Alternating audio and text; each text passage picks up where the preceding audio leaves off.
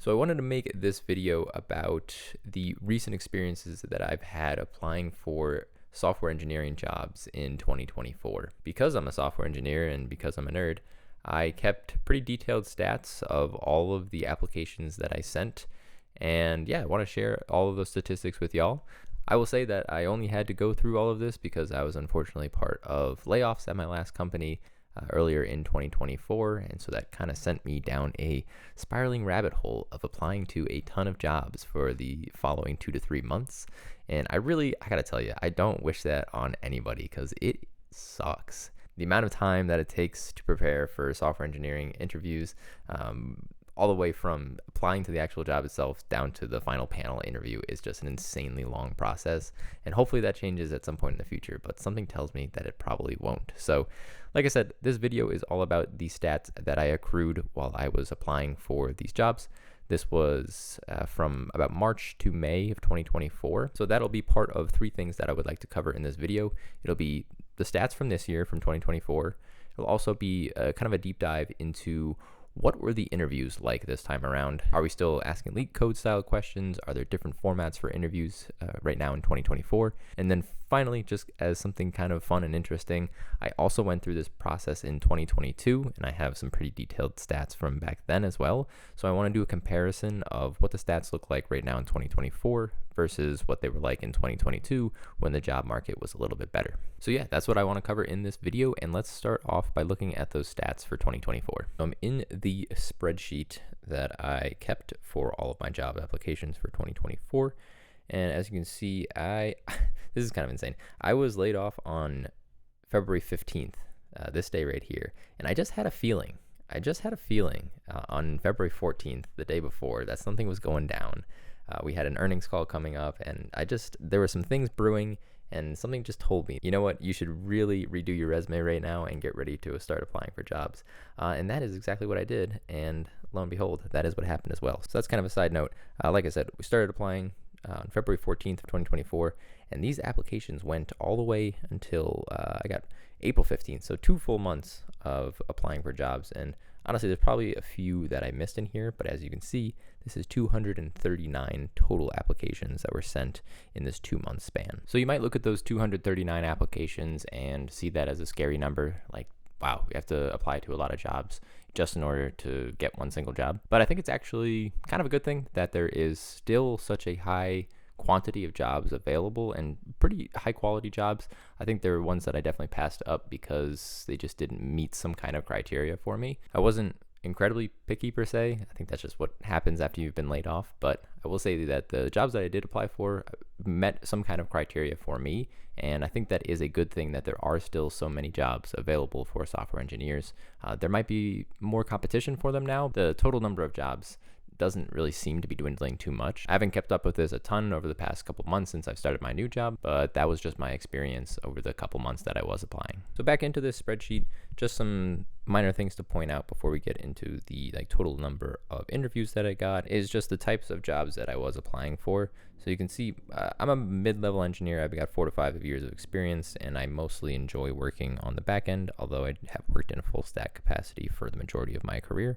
So that is reflected in the types of jobs that I was applying for. A lot of these are software engineer 2 or mid-level engineers, a lot of back end, and then some full stack as well. I even threw some gameplay engineer jobs in the mix every now and again because I thought that would be interesting, and I've always had an interest in game dev as well, but never really heard anything back from those types of companies. In terms of types of companies that I applied for, there's a huge range. Some of them are very large companies like Atlassian. Some of them are tech companies, some of them are not tech companies like Ford. Something that you will see most likely though is a lot of companies that are not FANG or whatever we're calling it these days.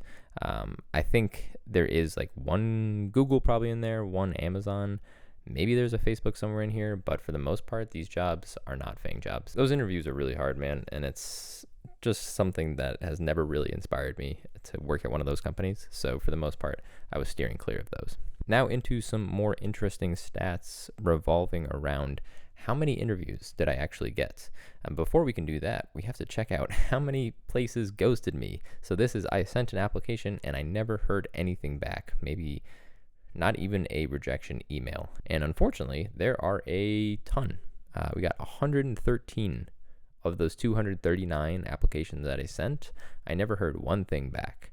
So all of these companies, y'all got to do better. Okay, now that I've gotten my saltiness out of the way, we can go over to the ones that actually just gave me a rejection email. So thank you to all these companies. And that is actually pretty similar to the amount of companies that didn't say anything, about a 50-50 split in the no category. So we got 110 companies that just emailed me rejections, and that is totally fine. Thank you for keeping me in the loop.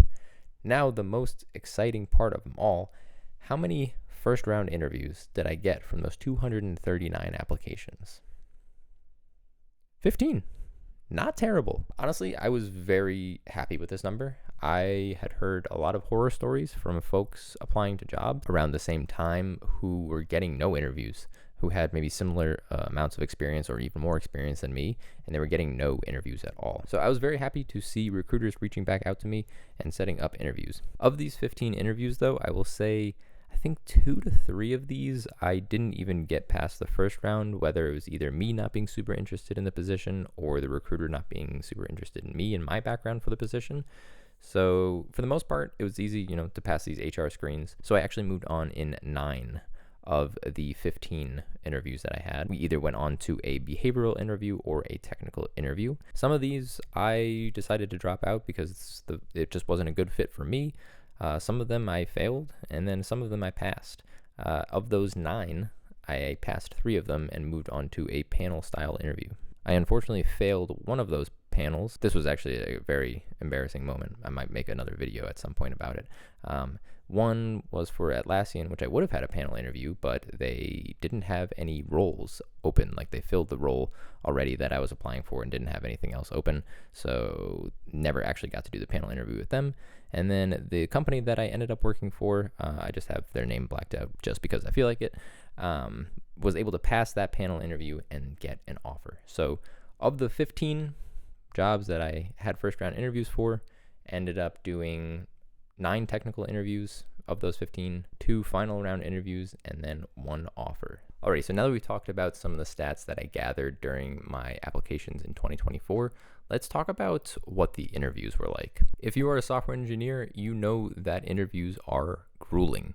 The amount of preparation that goes into them, and then the actual interviews themselves, are honestly the worst things I've experienced, which is kind of privileged to say, but I really just hate these interviews so much. They give me so much anxiety, and honestly, they just ruin my entire day. That being said, things were slightly different this time around. I think it is possible that the industry is having some kind of a shift.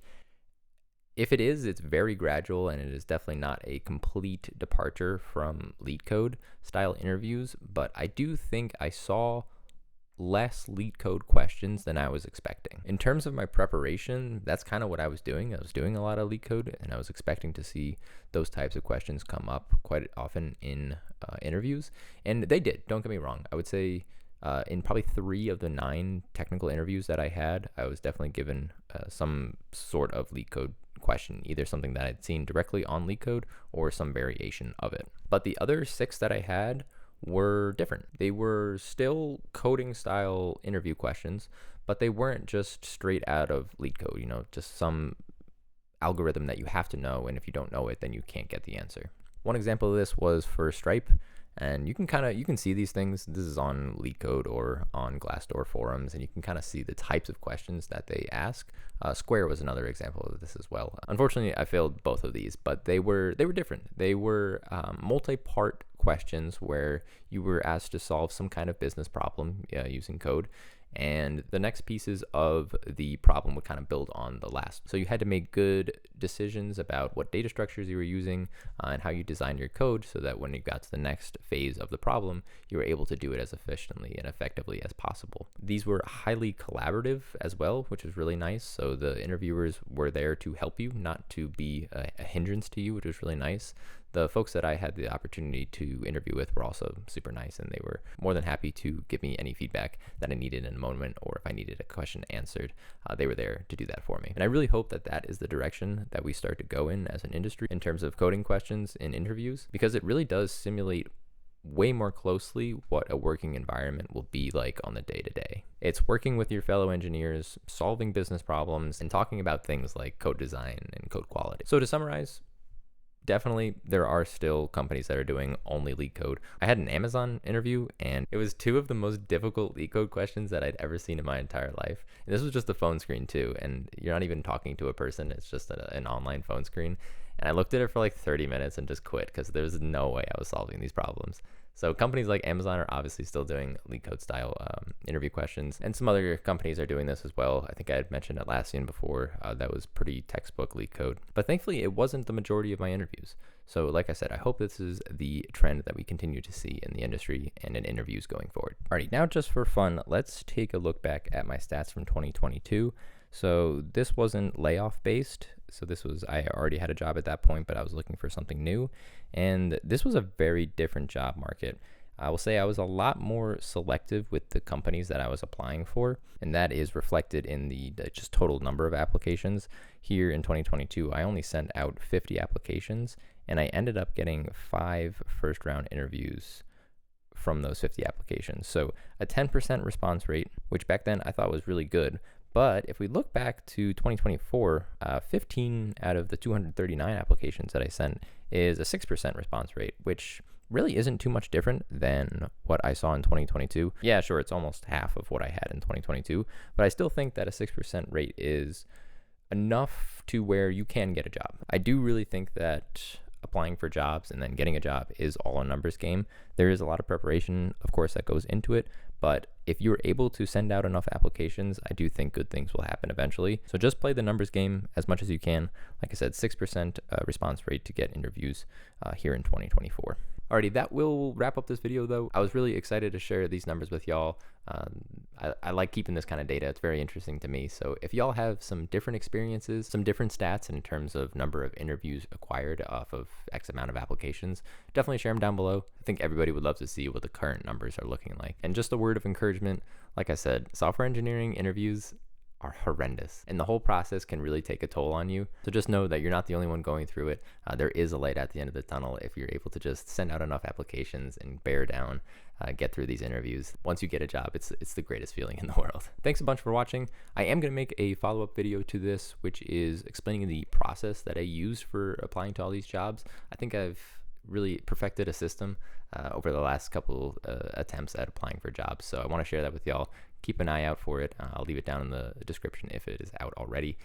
But yeah, I hope you all have a great rest of the day, and I'll see you later.